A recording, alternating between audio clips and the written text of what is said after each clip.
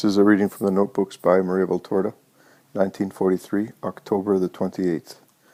Jesus says, "Too many have wanted to eat with blood, and blood forms a knot in their throats.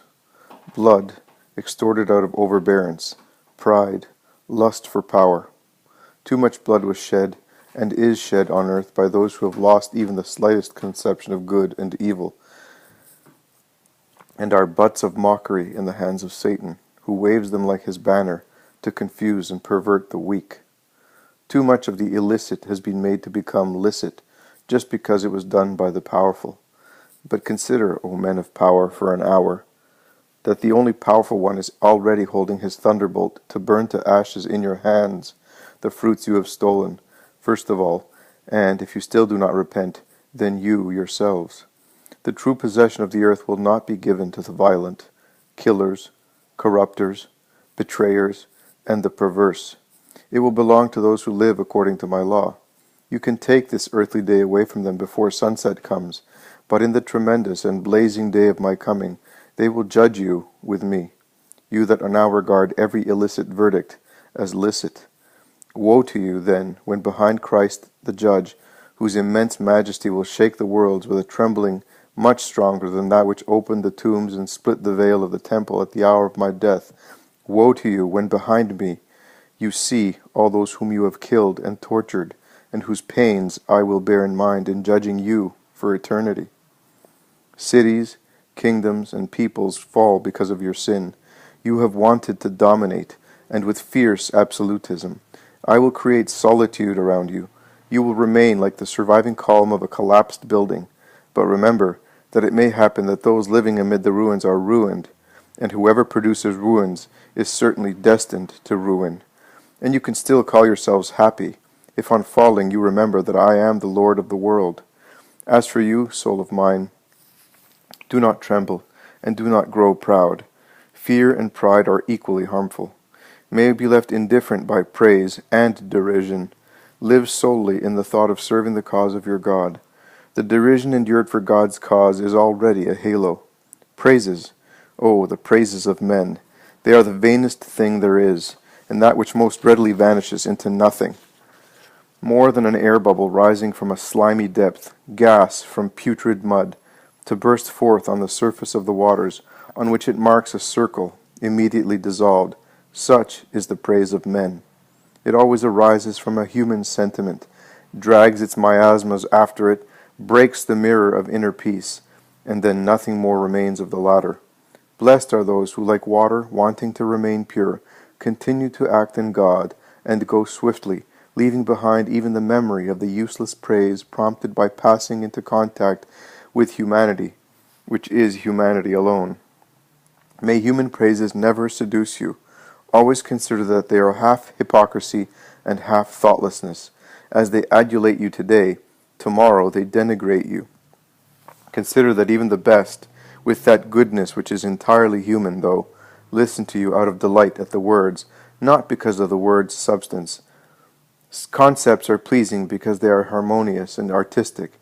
They do not meditate on the core which supports them.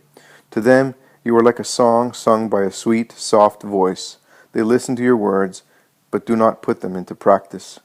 Footnote. The writer in pencil adds a reference to verse 32. Let them act, all the worse for them.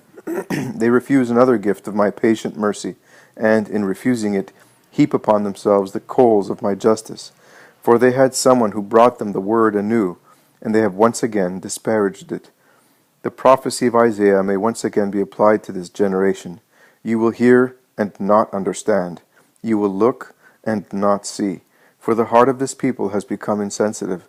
They have become hard of hearing, and have closed their eyes, so as not to see, and not hear, and not understand in their hearts, and not be converted, and not be healed by me.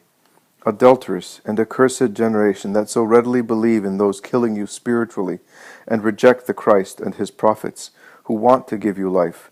How often, generation of those already marked with the sign of Christ, which is a contradiction upon you, wedded to the enemy in the flesh, how often I have sought to save you, receiving in exchange stones for my prophets, and crucifixion for your master. foolish and betraying generation, generation of Judas, that sells me and engage in trade for an unclean appetite, and deny the light, to sink into the darkness. Welcome to what you want. You shall have death, for you did not want life, and you shall have no other signs to awaken your somnolence as a guzzler, but the tremendous signs of my wrath. But when what has been foretold occurs, and it is coming, then you will know that there has been a prophet in your midst, a servant, a voice of mine. Footnote. The writer adds a reference in pencil to verse 33. Daughter, write, woe to the shepherds who feed themselves. Footnote. The writer adds a reference in pencil to verse 2. Shepherds of souls and shepherds of men, my priests and the heads of nations, the tremendous responsibility of being administrators of lives and lives cannot be fulfilled in holiness and justice unless you remain in my holiness and my justice. There are no others. Outside of God and His law, there is no continuous honesty in works. You can rule for some time, but then you decline and are the ruin of yourselves and others. You deform your mission. You feed yourselves instead of giving food. You do not exhaust yourselves in the holy and gentle task of fortifying and healing souls. You, the first shepherds, and in the just and blessed task of protecting your subjects. You, the second shepherds, you have persecuted and neglected. You have condemned and slain. O tremendous judgment awaiting you. I repeat, footnote, as in other dictations, especially those of July 22nd and August 5th. I repeat, the despair of those subject falls upon those who prompt it.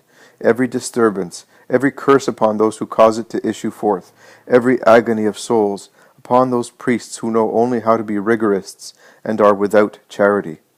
Woe, woe, woe to you powerful ones, but woe 7 times over to you priests. For if the former lead bodies more than souls to death, you are responsible for the death of the souls, beginning with those of the powerful, whom you are unable to contain, or at least do not try to contain with a firm non licet, but whom you leave to work their evil, out of a deceitful deference, which is a betrayal of Christ. I told you, the good shepherd gives life for that of his sheep. The good shepherd gives his life for that of his sheep. You pay attention to preserving your own, and the sheep, great and small, have dispersed as the prey of the fierce, and have died from having fed on unhealthy pastures. One must be able to chain the feet of the big plant which does harm, and not consider the danger that it and its offshoots will turn against you with the chain and take your life, but act to protect the highest life. You do this less, and ruin devastates the earth, and ruin devastates spirits. I now tell you, behold, I myself will become their shepherd. I will come to gather my sheep together. I will gather them in my pastures, outside the haze of the foolish, pernicious doctrines which produce the deadly fevers of the spirit. I will separate them, indeed. By themselves they will separate from the kids and the rams, for they shall hear the voice that loves them. They shall no longer hear it as they do now through my servants, but issuing forth like a river of life from the mouth of the word, coming back to take possession of his kingdom. I will gather in my sheep with mercy, including those that your neglect has ruined. But get out of my flock, wolves in sheep's clothing. Get out, slothful shepherds.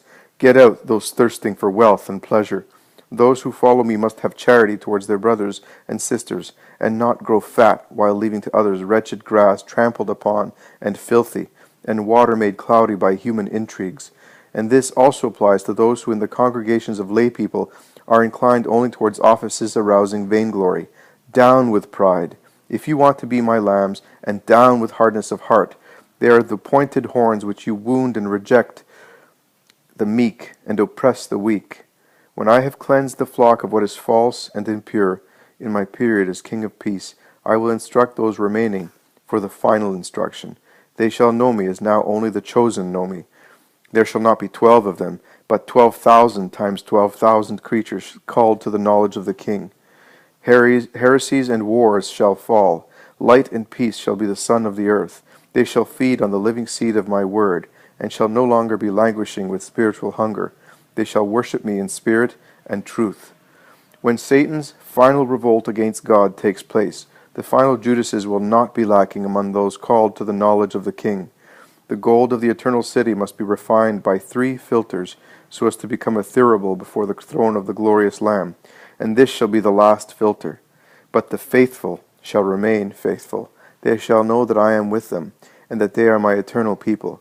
But from this moment on, O my beloved ones, O soul that love me, and that I love, know that even before I come to gather together my flock, to take it to the eternal pastures of heaven, you are my beloved lambs. You shall enter into my kingdom before the others, because you are my flock, and I am the Lord your God, your shepherd, who takes his delight in your midst, and calls you to his dwelling to live with you in the peace reserved for Christ's faithful.